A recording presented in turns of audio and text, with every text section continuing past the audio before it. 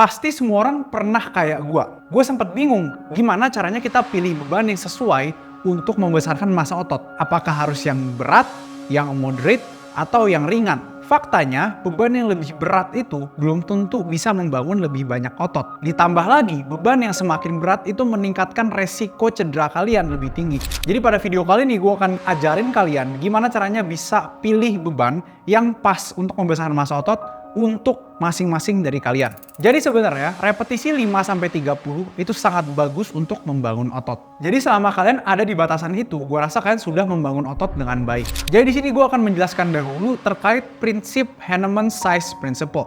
Jadi prinsip ini intinya adalah ketika kalian menggunakan beban yang berat, maka motor unit atau unit penggerak otot kalian akan terekrut hampir semuanya dari awal. Sedangkan jika kalian menggunakan beban yang lebih ringan, pada awalnya motor unit atau unit penggerak otot kalian itu akan direkrut dari ukurannya paling kecil. Seiring berjalannya waktu, ketika mereka sudah lelah atau mencapai failure, barulah muscle recruitment itu akan terjadi dari unit motor yang lebih besar. Dapat disimpulkan bahwa jika kalian melatih otot kalian hingga gagal, maka kemungkinan besar adalah rekrutmen dari muscle atau motor unitnya itu sudah maksimal. Meskipun itu urutannya berbeda. Lebih simpelnya lagi, berarti kalian gak apa-apa untuk pakai beban yang lebih berat atau beban yang lebih ringan selama kalian berlatih near atau close to failure.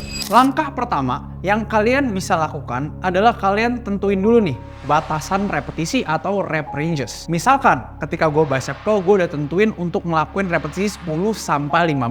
Pastikan jarak dari batas bawah dan batas atasnya itu ada rentang sekitar 4-5 repetisi. Jadi ketika kalian udah tentuin, kalian bisa untuk coba dari beban yang rendah dulu. Kalian tes, kira-kira kalian bisa nggak untuk mencapai repetisi yang kalian udah tentukan. Ketika kalian bisa ngelakuin repetisi lebih banyak dari batas atas yang kalian tentukan, itu berarti kalian bebannya terlalu ringan. Misalkan gue bisa bicep curl dengan 7 kilo itu di repetisi 20-an ke atas. Padahal gue itu men-setting batas atasnya itu 15. Berarti kalian bisa untuk naikkan bebannya di set selanjutnya atau di sesi yang selanjutnya kalau memang itu adalah set yang terakhir. Kalau misalkan bebannya terlalu berat, maka kemungkinan besar kalian akan melakukan di bawah batas bawah yang kalian sudah tentukan. Misalkan gue pakai 20 kilo, gue cuma bisa 5 repetisi. Padahal gue setting untuk lakuin 10 repetisi untuk batas bawahnya. Jadi dari teknik ini kalian bisa trial and error lebih cepat karena kalian udah tentuin nih batasan-batasan repetisinya. Selanjutnya kalian juga bisa atur repetisi semau kalian sebenarnya untuk gerakan-gerakan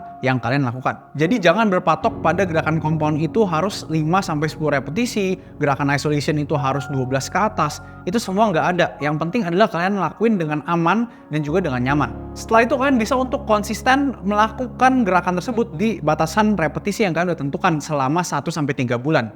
Jadi selama 1-3 bulan jangan ubah-ubah batasan repetisi yang kalian lakukan.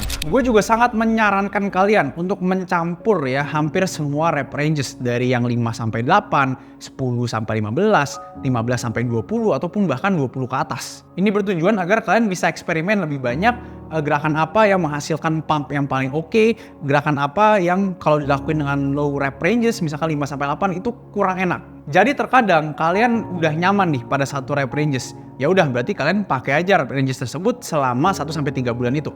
Nah, di setelahnya kalian bisa untuk evaluasi lagi. Karena kemungkinan misalkan 1 bulan pertama itu nyaman, di 2-3 bulan selanjutnya itu kayak kurang enak untuk ngelakuin gerakan pada repetisi tersebut. Setelah kalian udah 1-3 bulan kalian evaluasi, baru kalian bisa ubah rep ranges lagi di bulan-bulan yang selanjutnya. Jadi kunci utamanya adalah variasi dan juga eksperimen dari diri kalian sendiri. Gak ada angka pastinya. Jadi dengan kita mengganti batasan repetisi ini, kita udah pasti berprogres dalam repetisi yang berbeda atau men-challenge otot kita dalam repetisi yang berbeda. Jika kalian memang serius dan konsisten, gua rasa pasti otot kalian akan berkembang dengan metode ini. Yang terakhir mau gue bahas adalah apakah lebih bagus berarti 4x12 atau 2 set sampai failure? Gitu kan pertanyaan kalian? Jawabannya adalah tergantung dari kalian. Misalkan 12 repetisi, bisa aja itu udah failure atau jauh banget dari failure. 4x12 dan 2 set sampai failure itu sebenarnya sama aja. Bisa aja kan 12 repetisi itu adalah failure kalian. Jadi sebenarnya itu balik lagi ke rep ranges atau batasan repetisi yang udah kalian tentuin. Make sure aja kalian latihan mendekati gagal atau sampai gagal. Efeknya itu nggak akan terlalu kerasa ya. Selama kalian latihan bener-bener minimal itu 3 repetisi sebelum gagal sampai gagal itu.